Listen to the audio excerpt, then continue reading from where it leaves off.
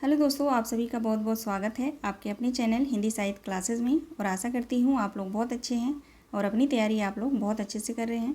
तो चलिए आज की क्लास में जो है हम पढ़ने वाले हैं शिव शंभू के चिट्ठे निबंध को, जिसके लेखक हैं बाल मुकुंद गुप्त। आशा करती हूँ कि आप लोगों ने जो है यह निबंध ज़रूर पढ़ लिया है। ठीक है, तो बहुत ही महत्वपूर्ण क्लास होने वाली है। क्लास को छोड़ के नहीं जाना है, बिल्कुल कॉपी पेन लेके बैठिएगा। ठीक है, जो भी इम्पोर्टेंट है आप लोग नोट करते जाइएगा। ठीक है, आप लोग शॉर्ट नोट्स बना रहे होंगे, ऐसा मैं मान के चल रही हूँ। ठीक है ना। तो आज की जो क्लास है ना, हिंदी निबंध से संबंधित जो हमारी क्लास चल रही है वो आज लास्ट क्लास है। ठीक है, अभी तक जो है मैंने 10 निबंध पूरे पढ़ा दिए हैं। आज ही हमारा 11वां निबंध है। आप सभी को पता है यूनिट 9 हिंदी निबंध जो आपके सिलेबस में लगा हुआ है उसमें टोटल 11 निबंध है। ठीक है, तो आज का जो है हमारा 11वां निबंध है, पूरा कंप्लीट हो जाएगा। उसके बाद जो है सभी निबंध पे जो है मैं क्वेश्चन आंसर सॉल्व कराऊंगी। यानी एक पीडीएफ में जो है 3 से 4 निबंध को लूँगी या 2 निबंध को। ठीक है ना, और उससे जो है हम लोग क्वेश्चन आंसर सॉल्व करेंगे। तो जो भी भाई बहन मेरे चैनल पे नए हैं वो रिक्वेस्ट है, चैनल को सब्सक्राइब कर लीजिएगा, बेल आइकन को प्रेस कर लीजिएगा। ठीक है, तो चलिए स्टार्ट करते हैं क्लास को। शिव शंभू के चिट्ठे। ठीक है, मोस्ट इम्पॉर्टेंट बात इसमें ये है कि जो बाल मुकुंद गुप्त ने, ठीक है, लेखक हैं बाल मुकुंद गुप्त, आप सभी को पता है। जो इन्होंने लॉर्ड कर्जन को शिव शंभू के जो चिट्ठे लिखे थे, शिव शंभू जो है इसमें कल्पित पात्र है। ठीक है, अभी तो मैं आपको थोड़ा सा शॉर्ट में ऐसे ही बता रही हूँ, पूरा हम निबंध अभी पढ़ेंगे। तो शिव शंभू जो है इसमें कल्पित पात्र है।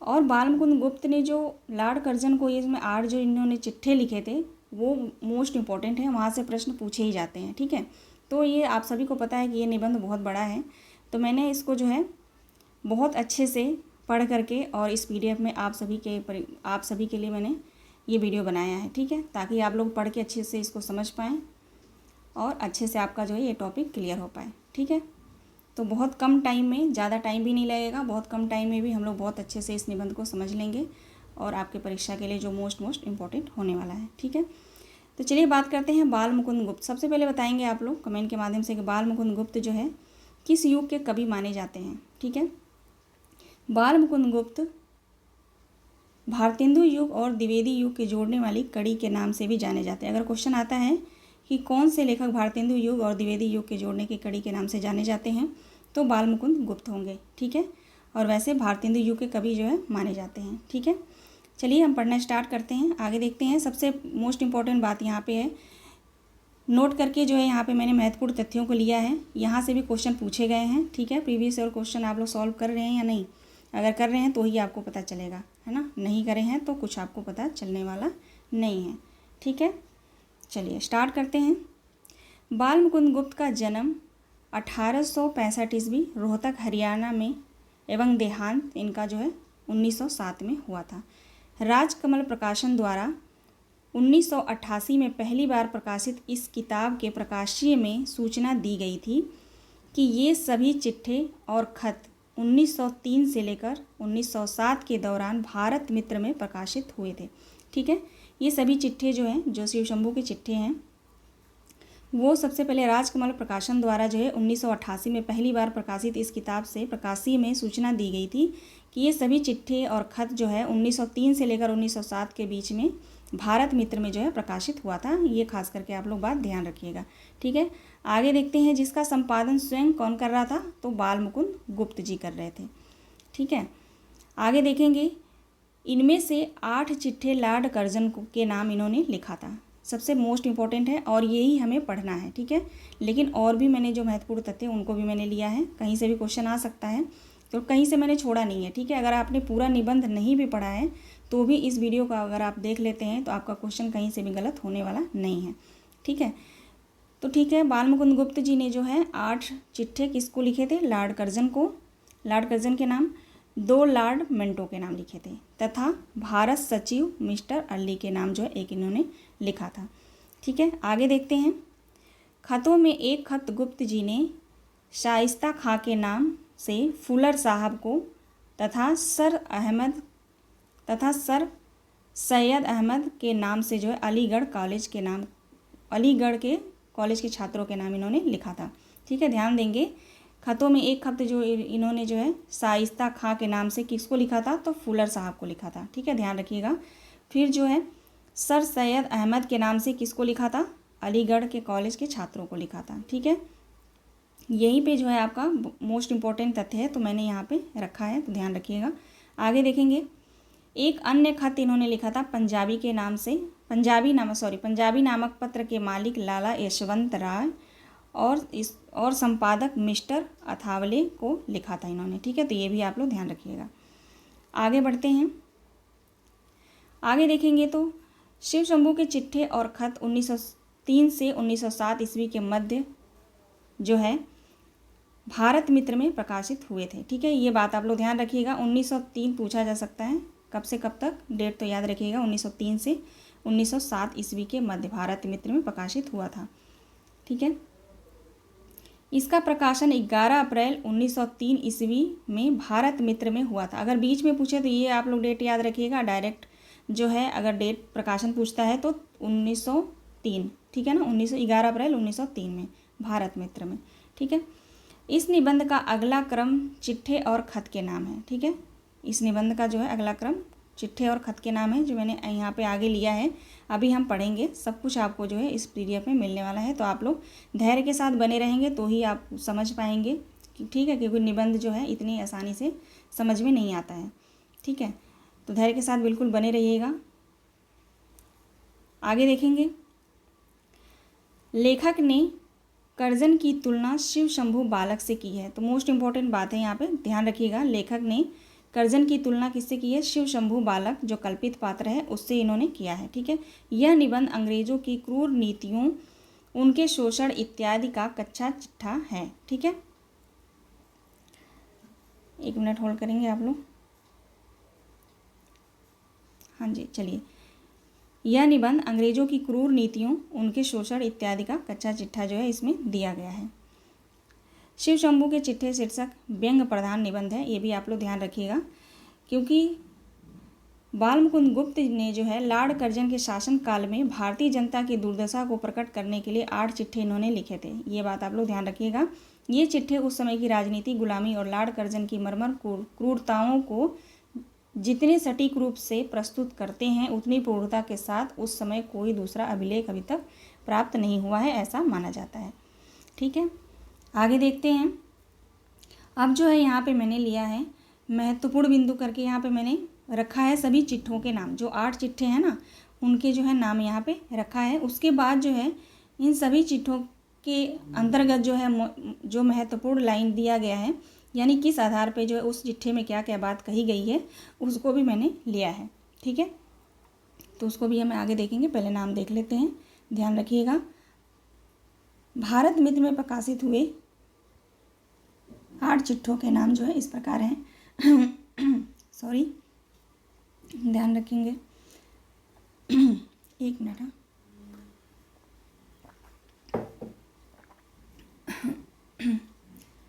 बहुत बहुत माफ़ी चाहती हूँ आप सभी से।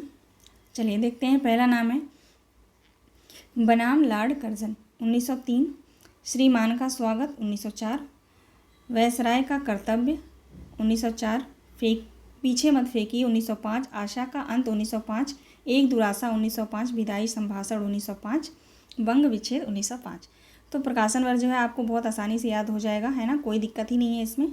नाम आपको एक भी नाम याद रहेगा तो प्रकाशन वर्ष आप बहुत अच्छे से कर ले जाएंगे, क्योंकि बनाम लॉर्ड कर्जन 1903 में है, फिर 1904, उसके बाद जो है सारा 5 में है। ठीक है ना, तो इस तरह से आप दिमाग में बिठा के रखिएगा। अब यहाँ पे देखेंगे जितने भी चिट्ठे हैं, 8 चिट्ठे हैं, तो उनके जो है अंतर्गत क्या है, ये हम बातें महत्वपूर्ण तथ्यों को जानते हुए आगे की ओर बढ़ेंगे।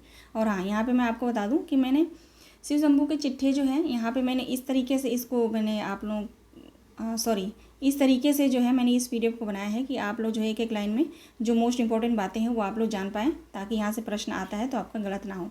बाकी जो है मैंने पूरी भूमिका रखी है। भूमिका जो है 15 से 16 पेज का है, ज़्यादा है, तो लेकिन मैंने उसको पूरा पढ़ के हाईलाइट किया है।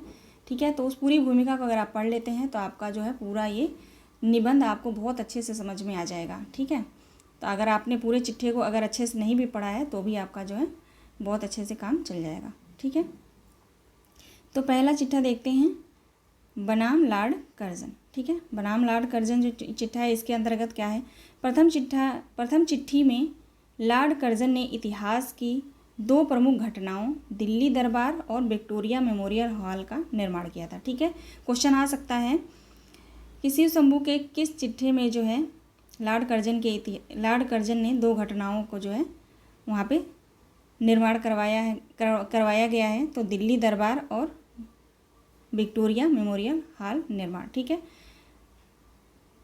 उसके बाद जो है बुलबुल उड़ाने के स्वप्न की भांति अस्थाई और सारहीन बताया गया है। ठीक है ना, ये आप लोग ध्यान रखिएगा।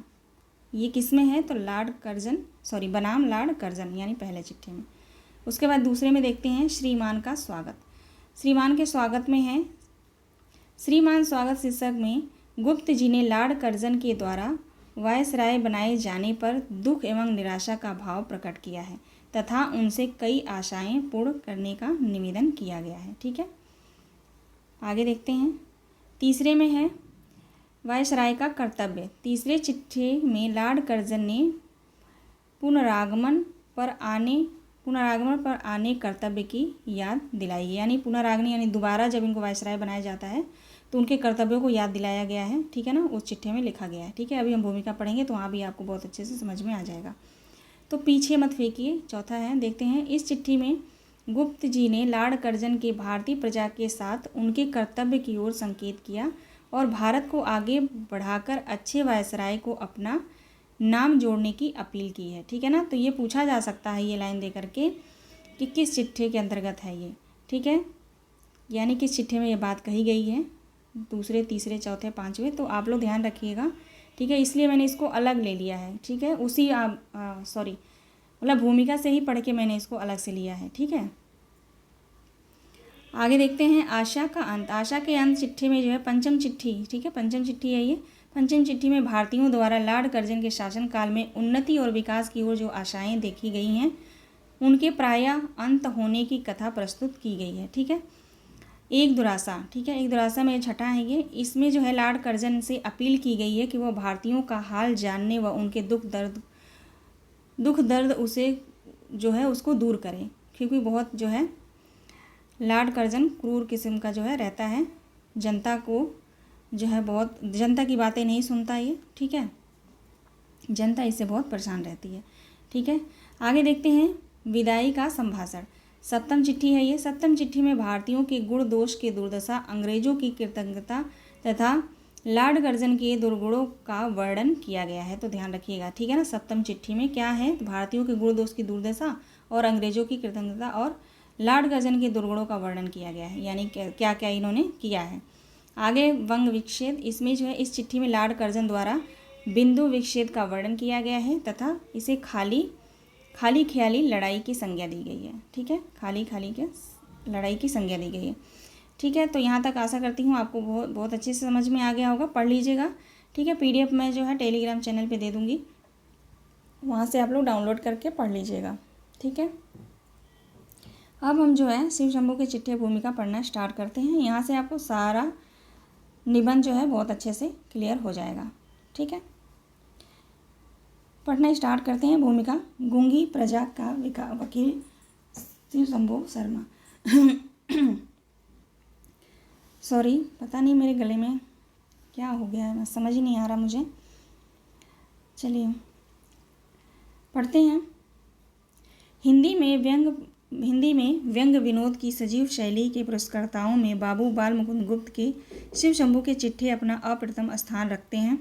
शिव शंभू के कल्पित नाम है से गुप्त जी ने लॉर्ड कर्जन के शासनकाल में भारतीय जनता की दुर्दशा को प्रकट करने के लिए 8 चिट्ठे लिखे थे। ठीक है, मैंने पहले बताया शिव शंभू जो है कल्पित पात्र है, इसी के नाम से जो है गुप्त ने लॉर्ड कर्जन के शासनकाल में भारतीय जनता की दुर्दशा को प्रकट करने के लिए जो इन्होंने 8 चिट्ठे लिखे थे, इसके नाम लॉर्ड कर्जन के नाम। ध्यान रखिएगा, ये 8 चिट्ठे जो है लॉर्ड कर्जन के नाम है। ठीक है, पहले पेज को हम पूरा का पूरा पढ़ेंगे। ठीक है, उसके बाद जो है ये चिट्ठे उस समय की राजनीति, गुलामी और लॉर्ड कर्जन की निर्मम क्रूरताओं को जितने सटीक रूप से प्रस्तुत करते हैं उतनी पूर्णता के साथ उस समय कोई दूसरा अभिलेख नहीं करता, जैसा कि मैंने आपको पहले ही बताया इसके बारे में, है ना। आगे देखेंगे। इतिहास के पृष्ठों में जानबूझकर अंकित नहीं किया गया, उसे उसे यदि पढ़ना अभिष्ट हो तो इन चिट्ठों को पलटना चाहिए। ये चिट्ठे 1903 ईस्वी से लेकर 1905, ठीक है, 1903 ईस्वी से लेकर 1905 ईस्वी के मध्य भारत मित्र में प्रकाशित हुए थे। उस समय गुप्त जी ही भारत मित्र के संपादक थे। ठीक है, उस समय कौन संपादक था? तो गुप्त जी ही भारत मित्र पत्रिका के जो है संपादक थे। आगे देखेंगे। आगे है शिव शंभू परतंत्र देश का नागरिक है। ठीक है, शिव शंभू परतंत्र देश का नागरिक है। मन बहलाव के लिए वह भांग का सेवन करता है। ध्यान रखिएगा, शिव शंभू जो है परतंत्र देश का जो है नागरिक है, मन बहलाव के लिए भांग का सेवन करता है। भांग का नशा उसकी चेतना को विलीन नहीं करता, हल्का सा सुरूर होता है जो मादक न होकर मन को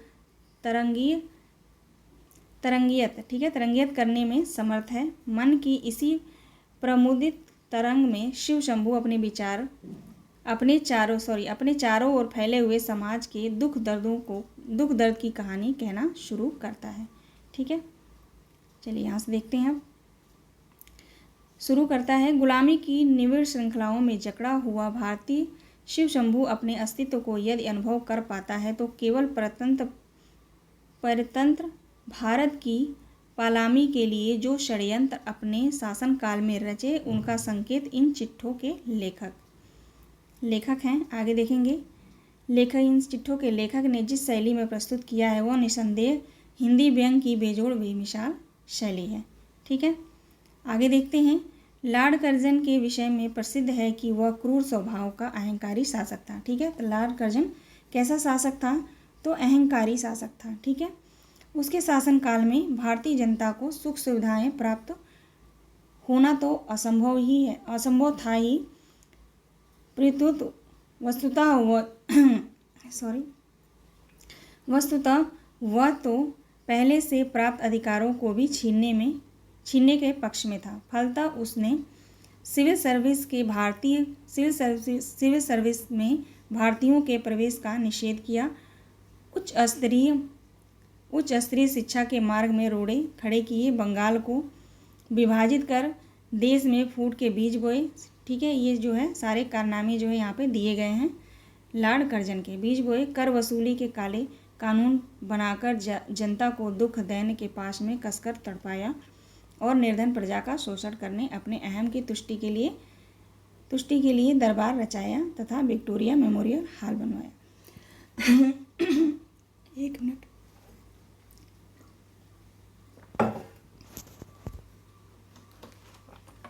होल्ड करेंगे आप लोग।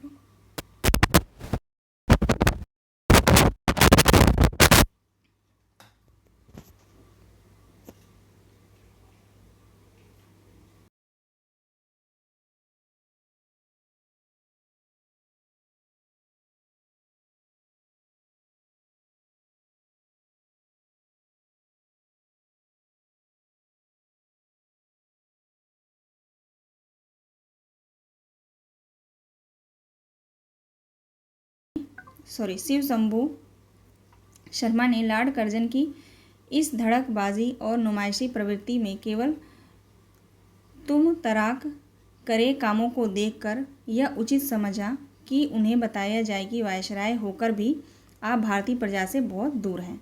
ठीक है, आप वायसराय होकर भी भारतीय प्रजा से बहुत दूर हैं। उनके हित से आपका लगाव न होने पर, आप माई लॉर्ड होने पर भी इस देश में माई बाप नहीं बने। इस गुलाम मुल्क की गूंगी प्रजा आपके सामने अपने दुख दर्द नहीं कहती, किंतु वह आपको हिकारत और अवमानना की नज़र से देखती है और साहस करें आपसे कुछ कहने का। इसलिए बंगड़ी शिव शंभू को यह दायित्व वहन करना पड़ रहा है। ठीक है, वो तो साहस करेंगे नहीं कुछ कहने का, इसलिए जो है मुझे ये सब कहना पड़ रहा है। ठीक है, आगे देखते हैं।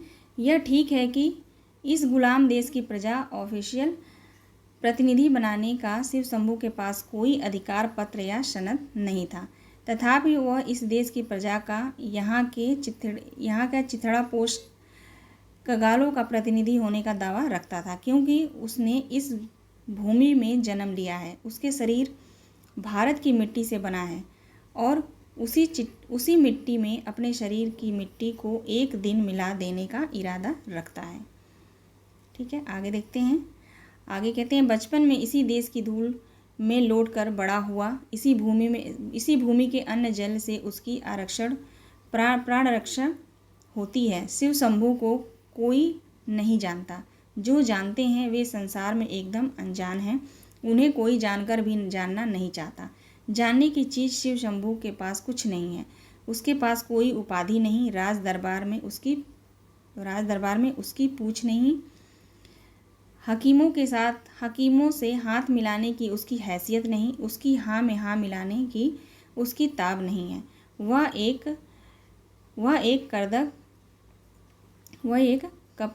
कपरदक, ठीक है, कपरदक शून्य घमंडी ब्राह्मण है। हे राज प्रतिनिधि, क्या उसकी 2-4 बात सुनाएगा? आगे देखेंगे, यहाँ से देखिएगा। शिव शंभू ने अपनी हैसियत और सामर्थ्य की बात जिस गंभीर व्यंग में कही है, ठीक है ना। यहाँ पे जो है शिव शंभू की हैसियत के बारे में जो है बात की गई है, अभी जब हमने ये पेज पढ़ा, ठीक है, तो इसको ध्यान रखिएगा। शिव शंभू की अपनी हैसियत और सामर्थ्य की बात जिस गंभीर व्यंग में कही गई है, वह भारतीयों की दमित दशा का ही एक बोलता हुआ शब्द चित्र है। ठीक है, तो पूछा जा सकता है कि भारतीयों की दमित दशा की एक बोलता हुआ शब्द चित्र इनमें से कौन सा है? तो ये यहाँ से देकर कहीं से भी कोई लाइन उठाकर दे सकता है, तो आप लोग ध्यान रखिएगा पूरे पेज को, ठीक है, जो अभी हमने यहाँ से पढ़ा है। ठीक है, आगे देखते हैं।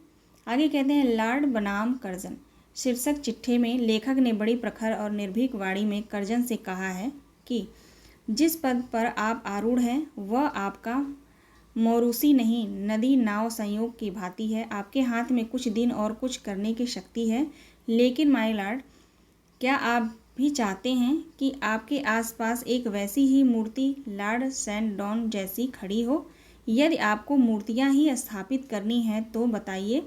नहीं, अगर आपको मूर्तियां स्थापित करनी है तो आइए आपको मूर्तियां दिखा दें। ठीक है, आइए आपको मूर्तियां दिखा दें। मूर्तियां यहाँ से ध्यान दीजिएगा। वह देखिए एक मूर्ति जो किले के मैदान में नहीं पर भारतवासियों के हृदय में बनी हुई है। अब ये पूछ सकता है कि वह देखिए एक मूर्ति जो किले के मैदान में नहीं भारतवासियों के हृदय में बनी हुई है, वो कौन सी मूर्ति है? देखिए, आगे पढ़ते हैं। पहचानिए इसे। इस वीर पुरुष ने मैदान की मूर्ति से इस देश के करोड़ों गरीबों के हृदय में मूर्ति बनवाया है। मूर्ति बनवाना अच्छा समझा। ठीक है, यह लॉर्ड रिपन की मूर्ति है। ठीक है, ये किसकी मूर्ति थी? लॉर्ड रिपन की, क्योंकि लॉर्ड रिपन जो है वो अच्छा वायसराय था। ठीक है, और देखिए एक स्मृति मंदिर, यह आपके 50 लाख के संगमरमर से अधिक मजबूत और सैकड़ों गुना अधिक कीमती है। यह स्वर्गीय विक्टोरिया महारानी का, ठीक है, यह जो है स्वर्गीय विक्टोरिया महारानी का सन 1858 ईस्वी का घोषणा पत्र है। ठीक है ना, ध्यान रखिएगा। ये दोनों, ये किस चिट्ठे में बात की है? तो दूसरे चिट्ठे की बात हो रही है। ठीक है ना, अभी आपको आगे पता चलेगा। आपकी यादगार की भी यही बन सकती है। आपकी यादगार भी यही बन सकती है। कहते हैं आपकी यादगार में भी यही बन सकता है, यदि इन 2 यादगारों की आपके जी में कुछ इज्जत हो तो। ठीक है, आगे देखेंगे। आगे कहते हैं, लॉर्ड कर्जन को अपना कार्यकाल पूरा करने के बाद दूसरी बार फिर 2 वर्ष के लिए वायसराय नियुक्त किया गया था। ठीक है ना, इनका कार्यकाल पूरा होने के बाद भी फिर इनको दूसरी बार जो है वायसराय नियुक्त किया गया था। भारतवासी इस नियुक्ति पर अत्यंत खिन्न हुए, यानी उदास हुए, लेकिन वे करते भी क्या? जो कुछ खुदा दिखाए सो लाचार देखना। शिव शंभू को भारत प्रभु कर्जन के इस दुरागमन की सूचना मिली, यानी दोबारा जो है आने की सूचना मिली, तो उन्होंने भी बेबसी से सिर ढूंढ डाला, लेकिन कलम के जरिए माय लॉर्ड को उनकी पुरानी करनी के लिए कोसते हुए श्रीमान का स्वागत शीर्षक से इनको जो है दूसरा चिट्ठा लिखा। ठीक है, श्रीमान का स्वागत में जो है दूसरा चिट्ठा लिखा। चिट्ठे में लॉर्ड कर्जन के काले कारनामों के व्यंगमयी भाषा में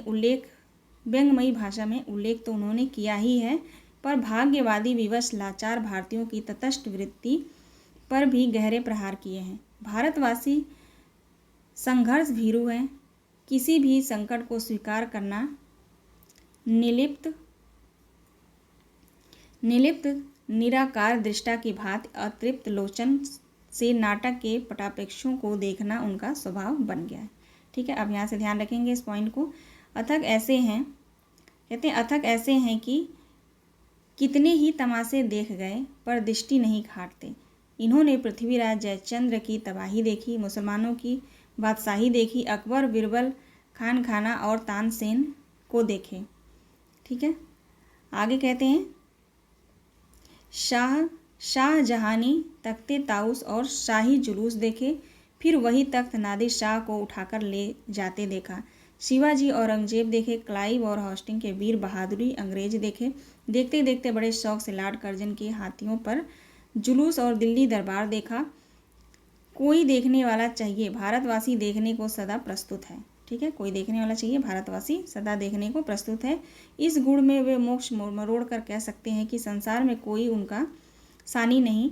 भारतीयों की इस तमाशाई तबीयत आज भी ज्यों का त्यों है। दिल्ली में रोज़ जल से जुलूस रहते हैं और राजधानी की जनता उनमें दर्शकों का फर्ज पूरी तरह अदा करती है। लगता है कि इस मुल्क से बंदिशों के पास कोई मुश्किल काम नहीं। भीड़ भाड़ जल से जुलूस, आगे कहते हैं भीड़ भाड़ जल से जुलूस, खेल तमाशे, नाचे गाने, भाषण, नाटक, यही सब बात होता रहता है और तबासबीन जनता कामकाज से मुक्त हो इन्हीं में डूबी रहती है। ठीक है, आगे यहाँ छोड़ देंगे, यहाँ से बात करते हैं, देखते हैं मोस्ट इम्पॉर्टेंट है यहाँ पे। इस आयोजन में लॉर्ड कर्जन थोड़ा सा यहाँ पे देख लेते हैं। ठीक है, राजा महाराजाओं में बड़ी धूमधाम से स्वागत किया। ठीक है, दूसरी बार वायसराय बन के आते हैं तो लॉर्ड कर्जन, राजा महाराजाओं ने बड़ी धूमधाम से स्वागत किया। मुंबई की म्यूनसिपालिटी की ओर से आपके अभिनंदन का विशाल पैमाने पर आयोजन किया गया। उसके बाद यहाँ से देखेंगे, इस आयोजन में लॉर्ड कर्जन ने भारतीय जनता के प्रति कृतज्ञता व्यक्त करना तो दूर, उनकी कटु शब्द में आलोचना कर डाली। ठीक है ना। फिर उसके बाद शिव शंभू को यह सहन नहीं हुआ। उन्होंने अपने चिट्ठी में बड़ी स्पष्ट भाषा में बिना किसी लाग लपेट या लॉर्ड कर्जन को संबोधित करते हुए लिखा है। ठीक है, क्या लिखा है देखते हैं। सच मानिए कि आपने इस देश को कुछ नहीं समझा, खाली समझने की शेखी में रह गए और आशा नहीं कि इस अगले कई महीनों में भी कुछ समझें। किंतु इस देश ने जो है आपको खूब समझ लिया है और अधिक समझने की ज़रूरत नहीं है। ठीक है, आगे देखते हैं। आगे कहते हैं, आपके गरीब प्रजा की ओर तक भी दृष्टि डालकर आपने जो है गरीब प्रजा की ओर दृष्टि डाल तक जो है नहीं देखा। न गरीबों ने आपको जाना। ठीक है, न आपने गरीब को जाना, न गरीबों ने आपको जाना। जब आप अपना पद त्याग कर स्वदेश वापस जाएंगे तो ये कभी न कह सकेंगे कि भारत की प्रजा का मन आपने हाथ में किया था। ठीक है, आगे देखेंगे, यहाँ से देखते हैं। आगे कहते हैं, भारत में निस्तेज और निर्भय राजा महाराजाओं की दशा पर व्यंग करते हुए कहते हैं कि, थोड़ा सा बड़ा कर लेती हूँ, है ना। कहते हैं कि भारत के राजा अब आपके हुक्म के बंदे हैं। भारत के राजा अब आपके हुक्म के बंदे हैं। उनको लेकर चाहे जुलूस निकलवाएं, चाहे दरबार बनाकर सलाम कराइए, चाहे उनसे विलासत भिजवाइए, चाहे कलकत्ते बुलवाइए, चाहे सो कीजिए, वे हाजिर हैं। आपके हुक्म की तेजी तिब्बत के पहाड़ों की बर्फ को पिघलती है, फारस की खाड़ी का जल सुखाती है, काबुल के पहाड़ों को नरम करती है। ठीक है, आगे देखते हैं। आगे यहाँ से देखेंगे, इम्पोर्टेंट है यहाँ पर। ठीक है, लॉर्ड कर्जन को संबोधित करते हुए शिव शंभू ने भारतीय विचार दर्शक का बड़ी मार्मिक शैली से दोहराया है। राजा मुंज को समझाते हुए बालक भोज ने कहा था, नैके नापि समंगता वसुमती मुंज सुतता या श्याति। ठीक है, ये जो है संस्कृत में कुछ श्लोक दिए गए हैं, ध्यान रखिएगा। ठीक उसी भाषा में शिव शंभू कहते हैं कि विक्रम, अशोक और अकबर के साथ यह भूमि नहीं गई। औरंगजेब, अलाउद्दीन इसे मिट्टी में दबाकर नहीं रख सके। ठीक है ना। यहाँ पे जो है कौन कहता है, मुंज। ठीक, जो है बड़ी मार्मिक शैली से उनको जो है दोहराया गया है इसी बात को। ठीक है, नहीं यहाँ पे जो है भोज, ये जो संस्कृत में जो दिया गया है ये किसका है, भोज ने कहा था। ठीक है, अब इसी के बेस पे जो है दोहराते हुए शिव शंभू जो कहते हैं, विक्रम, अशोक और अकबर के साथ यह भूमि नहीं गई। ठीक है, औरंगजेब, अलाउद्दीन इसे मुट्ठी में दबाकर नहीं रख सके। महमूद, तैमूर और नादिर इसे लूट के माल के साथ ऊँटों और हथियारों पर लाद कर न ले जा सके। ठीक है, आगे भी यह किसी के साथ नहीं जाएंगे, चाहे कोई कितना भी मजबूती क्यों ना करे। ठीक है, कहते हैं कि मतलब ये सब सारी ज़मीन जो यहाँ पे जो भी है कुछ भी कोई लेकर जा नहीं सका, जितने भी यहाँ पे राजा महाराजा चाहे जो भी बना, तो आप भी जो है यहाँ से नहीं ले जा पाएंगे कुछ भी। ठीक है, आगे कहते हैं, भारत की प्रजा को यह आशा थी कि दूसरी बार वायसराय होकर आने पर लॉर्ड कर्जन भारतीयों के हित के लिए कुछ न कुछ अवश्य करेंगे। इन्हें ऐसी भी आशा थी कि बड़े लॉर्ड अपने भाषण में उन सुधारों का उल्लेख करेंगे जो इस बार वे भारत में करना चाहते हैं, किंतु उनका प्रथम भाषण भारतीयों की आशा का अंत करने वाला सिद्ध हुआ। आगे देखते हैं, आगे कहते हैं, शिव शंभू को भी इस भाषण से गहरी ठेस पहुंची और उन्होंने अपने 5वें चिट्ठे में अपनी वेदना को बड़ी व्यंग्यमयी भाषा में अभिव्यक्त किया है। ठीक है ना, ध्यान रखिएगा, 5वें चिट्ठे में जो है शिव शंभू ने क्या अभिव्यक्त किया है, तो अपनी वेदना को बड़ी व्यंग्यमयी भाषा में जो है अभिव्यक्त किया है। आगे देखेंगे, शिव शंभू ने अपने ही वाक्य में कहा है। ठीक है, मोस्ट इम्पॉर्टेंट है, ध्यान रखिएगा, क्या कहा है, माय लॉर्ड, अब के आपके भाषण में नशा किरकिरा कर दिया। आपके आपका भाषण था उसमें जो है नशा किरकिरा कर दिया। आशा में से बंधा या संसार चलता है, रोगी को रोग से, कैदी को कैद से, ऋणी को ऋण से, कंगाल को कंगाली से। इसी प्रकार हर एक क्लेशित व्यक्ति को एक दिन आपने क्लेश से मुक्त होने की आशा होती है। ठीक है, इसी तरह जो है क्लेशित व्यक्ति को एक दिन आपने क्लेश से मुक्त होने की आशा होती है, पर हाय, जब उसकी यह आशा भी भंग हो जाए, उस समय उसके कष्ट का क्या ठिकाना। ठीक है, तो ये आप लोग ध्यान रखिएगा, शिव शंभू ने जो है पात्र पूछे तो शिव शंभू। ठीक है, किसके नाम से, लॉर्ड कर्जन को जो है इन्होंने कहा है। यहाँ पे ये दिया गया है, किस्मत पे उस मुसाफिर खास्ता को रोइए जो थका गया हो बैठ के मंजिल के सामने। तो ये आप लोग ध्यान रखिएगा, ये लाइन पूछा जा सकता है, किस निबंध से है, तो शिव शंभू के चिट्ठे। आगे देखेंगे, अफसोस माय लॉर्ड, बड़े लाट होकर आपने भारत में पदार्पण करने के समय इस देश के लोग श्रीमान जी से जो आशाएं करते थे और सुख स्वप्न देखते थे, वह सब उड़न छू हो गए हैं। ठीक है, आगे यहाँ से देखेंगे, महत्वपूर्ण है यहाँ पे, भारत का नमक खाकर भी भारतीयों की निंदा करने वाले कर्जन को निर्दोष ठहराते हुए कहा कि यह तो यहाँ के नमक की तासीर है। यहाँ का नमक खाकर विचार बुद्धि खो जाती है, दया और साहृदयता भाग जाती है, उदारता उड़नछू हो जाती है, आंखों पर पट्टी बांधकर, कानों में ठीठे ठोक कर, नाक में नकेल डालकर आदमी जो जिधर तिधर घसीट फिरता है और उनके मुख से खुल्लम खुल्ला इस देश की निंदा कराता है। ठीक है, ध्यान रखिएगा, इस लाइन को पूछा जा सकता है। आगे देखेंगे, कहते हैं, आदमी के मन में वह नमक यही जमा देता है। ठीक है, आदमी के मन में जो है नमक यही जमा देता है कि जहाँ वह खाना वहाँ खूब निंदा करना और अपनी शेखी मारते जाना। ठीक है, कर्जन के लिए इससे बढ़कर व्यंग क्या हो सकता है, ये आप लोग पढ़ लीजिएगा। ठीक है, आगे देखेंगे, आगे देखते हैं, आगे कहते हैं, हमारे देश में होली का पर्व उत्साह और उमंग का उत्सव है। इस दिन छोटे बड़े का भेदभाव दूर कर सभी नागरिक समान रूप से भाईचारे का व्यवहार करते हैं।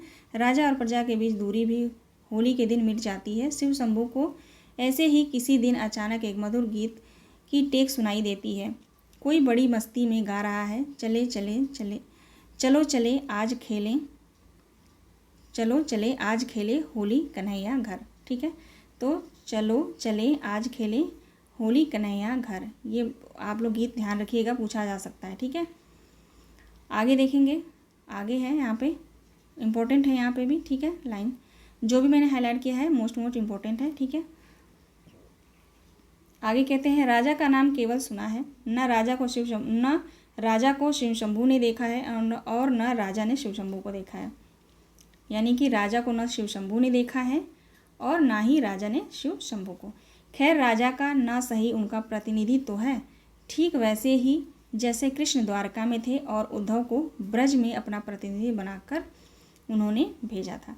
लेकिन आज तो स्थिति ही विचित्र है। कृष्ण है, उद्धव है, पर ब्रजवासी उनके निकट भी नहीं भटकने पाते। ठीक है, कहते हैं कृष्ण है, उद्धव भी है, पर ब्रजवासी यानी जनता के बारे में बोल रहे हैं। ब्रजवासी का यहाँ पे क्या अर्थ है? जनता।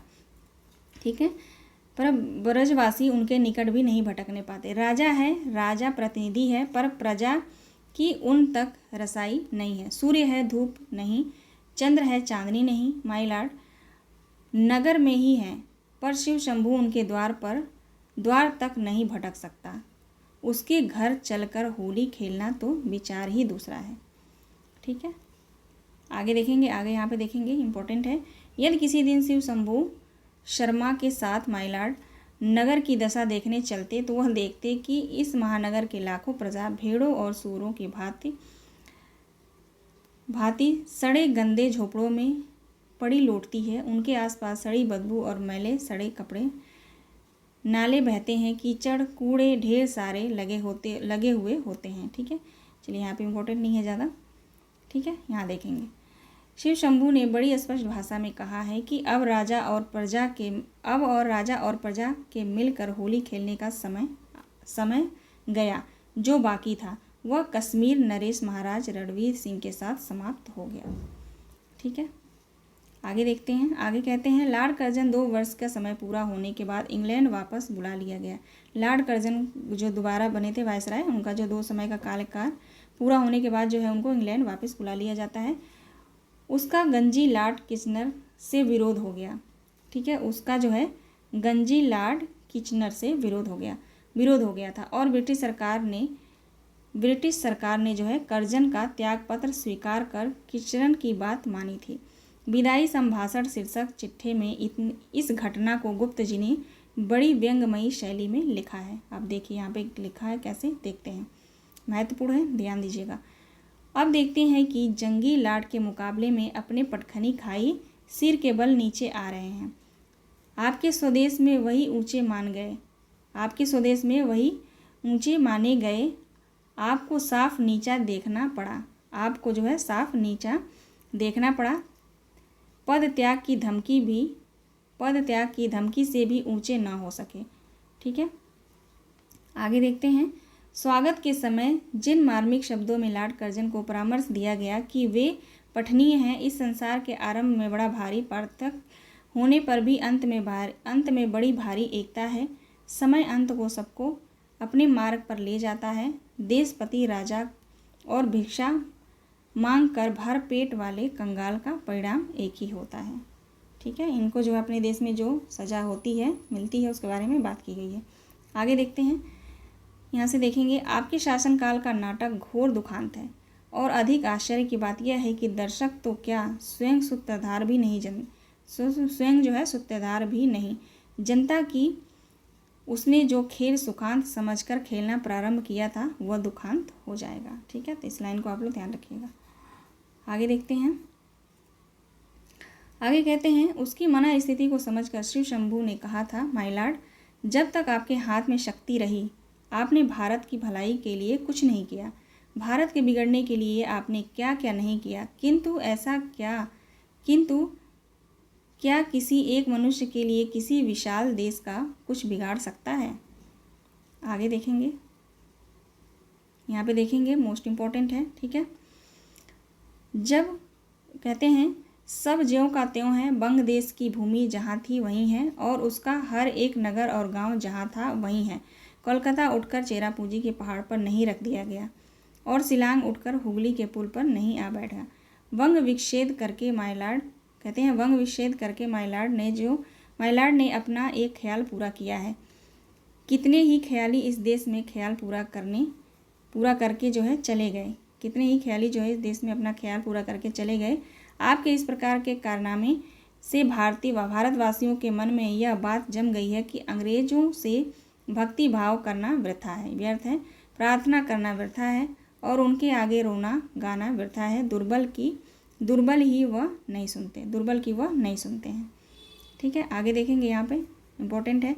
शिव शंभू के 8 चिट्ठों के अतिरिक्त बाबू बाल मुकुंद गुप्त ने कर्जन शाही शीर्षक से एक बड़े व्यंग भरे लेख लिखे थे। ठीक है, इन चिट्ठों के बाद जो है बाल मुकुंद गुप्त ने कर्जन शाही शीर्षक से जो है इन्होंने एक बड़े व्यंग भरे लेख लिखे थे। ठीक है, उन लेखों में कर्जन के कठोर स्वभाव का वर्णन करते हुए उन्होंने उनकी क्रूरताओं को अलंकारिक शैली में व्यक्त किया गया है। ठीक है, अब यहाँ पे देखेंगे उसमें क्या है उस लेख में। ठीक है, कर्जन के विषय में उन्होंने लिखा है, अहंकार, आत्मग्लान, जिद और गालब बजाई में लॉर्ड कर्जन अपने शानी आप निकले।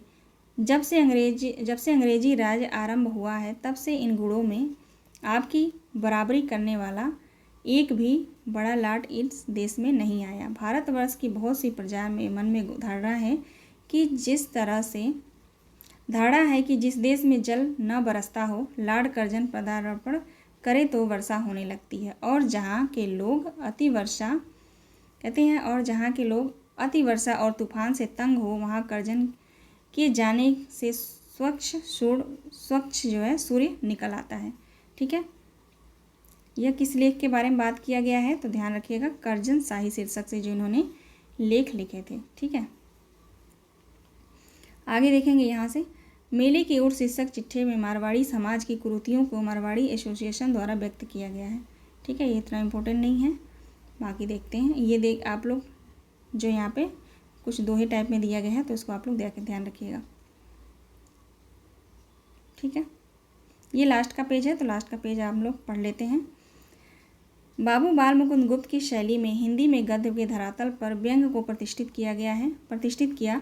इससे पहले कविता में तो व्यंग आ गया था, किंतु गद्य के द्वारा गुप्त जी ने उसे व्यवहारिक एवं संप्रेषणीय बनाया। गुप्त जी के चिट्ठों के पाठक अपने समय में सबसे अधिक थे। ठीक है, अंग्रेजों में भी इनका अनुवाद श्री ज्योतिन्द्रनाथ बनर्जी ने किया था। ठीक है ना, अनुवाद किसने किया था? ज्योतिन्द्रनाथ बनर्जी ने अंग्रेजी में। ठीक है, जो अंग्रेजी में भी चर्चा का विषय बना। हिंदी में कई लेखकों ने इसे अनुकरण का प्रयास किया। व्यंग विनोद के माध्यम से राजनीति, समाज, शिक्षा, सुधार और प्रचार के क्षेत्रों में जितना काम गुप्त जी ने किया उतना न तो उनसे पहले कोई लेख कर सका था और न उसके बाद किसी ने इस क्षेत्र में ख्याति अर्जित की। गुप्त जी ने पद्य में भी अनेक रचनाएं की थी, किंतु उनकी मौलिक प्रतिभा के दर्शन हमें गद्य में ही होते हैं। ठीक है ना, मौलिक प्रतिभा के दर्शन उन्हें गद्य में ही होते हैं। ठीक है, इसलिए इस लघु लेख में हमने उनकी चुटीली और मार्मिक कविताओं का उदाहरण के रूप में नहीं लिया। गुप्त जी के 50 से अधिक लेख हैं। ठीक है ना, ध्यान रखिएगा, गुप्त जी के जो 50 से भी अधिक लेख हैं जो व्यंग की दृष्टि से श्लाघ्य होने के साथ तत्कालीन राजनीति, समाज, शिक्षा तथा भारतीय स्थितियों का सजीव चित्र पाठक के सम्मुख उपस्थित करने में समर्थ हैं। ठीक है, आगे देखते हैं। भारतेंदु युग के सच्चे वारिस और द्विवेदी युग के उन्नायक के रूप में बाबू बाल मुकुंद गुप्त का नाम हिंदी साहित्य के इतिहास में अमिट बना रहेगा। ठीक है, ये भूमिका किसने लिखी है तो ध्यान रखिएगा, विजेंद्र स्नातक ने लिखी है। ठीक है, राणा प्रताप बाग, दिल्ली, विजेंद्र स्नातक। ठीक है, ध्यान रखिएगा। तो आशा करती हूँ कि जो है अच्छे से आपको समझ में आएगा। थोड़ा सा मेरा गला ख़राब था, पढ़ने में मैं हिचकिचा रही थी, इसके लिए सॉरी। ठीक है, क्योंकि मॉर्निंग में थोड़ा सा वीडियो बनाई हूँ तो इसलिए गला थोड़ा सा ठीक नहीं है, तो इसके लिए बहुत बहुत माफ़ी चाहती हूँ आप सभी से। चलिए मिलते हैं नेक्स्ट वीडियो में। आप सभी दोस्तों का बहुत बहुत धन्यवाद। क्लास पसंद आई हो तो लाइक और सब्सक्राइब ज़रूर कर दीजिएगा।